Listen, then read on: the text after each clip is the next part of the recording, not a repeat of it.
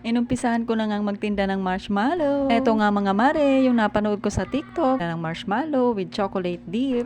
At ilang araw ko nga munang pinag-isipan kung magtitinda ba ako nito kasi nga naman dito sa bahay namin ay minsan yung mga bata ay hindi na umaabot dito. Pero dahil nga gusto kong subukan, kaya ayan, napabili na rin ako sa online shop ng chocolate at marshmallow. At dahil nga Sabado ngayon, nagkataon walang pasok, kaya naman yung mga bata ay nandito sa harap ng bahay namin nagsisipaglaro. Talaga namang hindi nga ako nagkamali. Ayan, hindi ako nagsisi na inumpisahan ko ang pagtitinda ng marshmallow with chocolate dip na 10 pesos lang. 6 na marshmallow nga pala yan at nilalagyan ko ng chocolate dip na 1 scoop at dahil nga maliit yung spoon ko kaya dinadalawang scoop ko siya at dahil nga member ako dito sa GC ng subdivision namin kaya sinubukan ko na rin mag-post. At eto nga yung ginagawa ko na 4 na piraso at meron pa ulit umorder na 2 pirasong marshmallow with chocolate dip. Napakadali lang ibenta.